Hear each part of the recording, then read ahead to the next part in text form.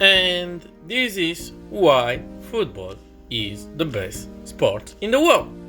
Like, I don't take discussion.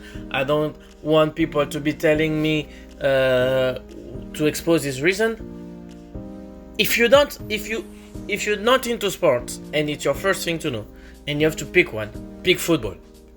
This one, like the one that we play internationally. Why? Because welcome to my to my profile.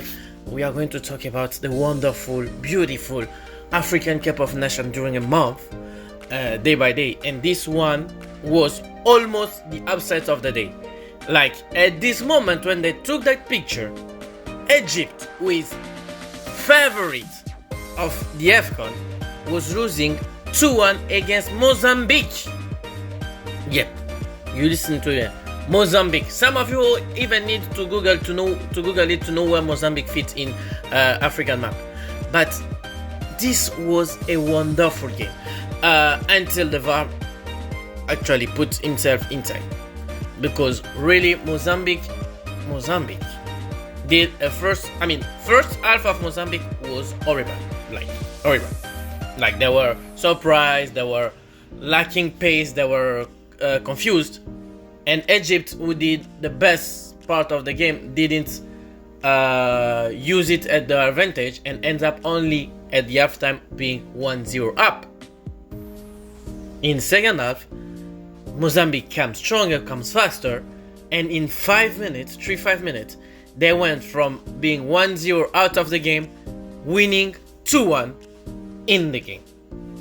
At this moment of the picture is a 2-1 with an amazing definition of how not to defend your team in a football game, sponsored by the Egypt. At full time it ends up 2-2 because, like I said on another video, when you talk about football, we are in this man world.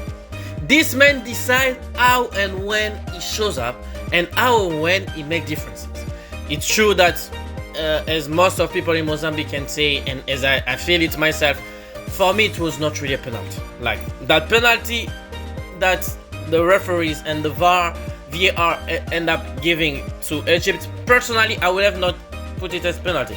But you also had to step in and jump in and show that it was supposed to be you, the biggest star of the competition, and to save your country. And he did that. Like, I mean, his penalty was, one of the worst penalties I've seen him take in his life. But thanks to the net, it ended up inside. And Egypt saved what could have been one of the biggest loss ever in the history of the AFCON.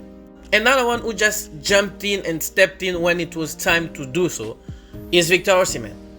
Nigeria, like Egypt, play a game without defense. The defense was there, the goalkeeper was there, but they were not defending. Like, by the fact, if you see the first goal of the game scored by Equatorial Guinea,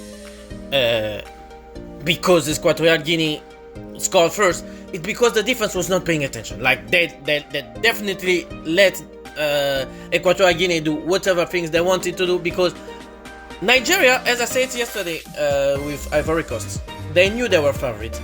They came, and during the game they were like having a lot of opportunities, so they fall and sleep and thinking that it will be an easy day at the office. No, they were surprised by Equatorial Guinea. This guy right here is one of the best in front of the net. Like, we knew that last year, it's a confirmation this year. We knew that in 2022 also. Osimhen saved the country, saved Nigeria. One thing, and this I have to say it because otherwise people are going to think that I'm taking stand against them. The only reason for me that Nigeria is not favorite for the AFCON is because they don't have a goalkeeper. And if you don't have a goalkeeper, they took 3 goalkeepers, but none of them is like really worth it. None of them is AFCON material. If you don't have a goalkeeper and your defense is playing to watch instead of playing to play the game, then you end up with things like this. Anyway, Nigeria is out of any problem, because I think they still could make it to the next step. They're in the same group with Ivory Coast and the two other Guinea, who are, for me, are like Equatorial Guinea and Guinea-Bissau, for me, are like really not like that big of a deal for them in this group. And if Nigeria play as serious as they play the first part and start scoring, they should go through. The only problem, I'm repeating it, you cannot win this tournament with a goalkeeper like the one that you have. And then, well, congratulations first to Andre Ayew to make history to play 8 AFCON. Now, this being said, let's go to what really needs to be said, because for most people, the result was a surprise, but not for me. Not for me. I will be lying if I say that Cabo Verde beating Ghana today is a surprise, because it isn't. It isn't. Cabo Verde is a team that is progressing, that has amazing, talented players. They may or may not be like high prospects like a Salah or a Mane, but those guys know what it is to play in a team and what it is to play together. What Ghana doesn't.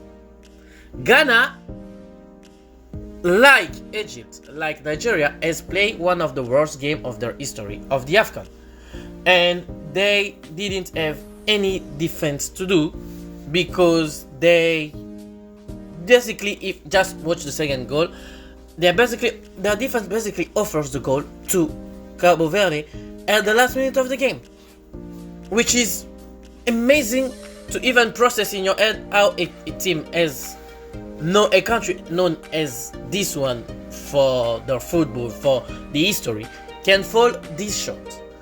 And now they are the only one in the group who have 0 points, like 0 points, and who need to, for them to advance, they need to win.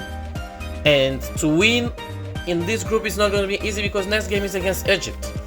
And Ghana, I don't see wherever they can. I mean, the only way for them to be safe is because Egypt's defense, if they do play like they play today, they have a chance. If they come back and be a defense like they are, then Ghana has to play everything against Mozambique. I knew that it will be a tough work AFCON for Ghana, but today just confirmed it, because there is lack on everything. I don't know if it's because of the players, because of the coaching staff, because the people are there. The people have made the flights and the transportation to be with the team. The team is just not playing. The team is just not on point, and that's the problem. For me, it was not a surprise. It's been a wonderful second day of the AFCON. Can't wait for tomorrow, because great teams are about to start too. And then, yeah, this is what happened in great competition. See you next time. Ciao.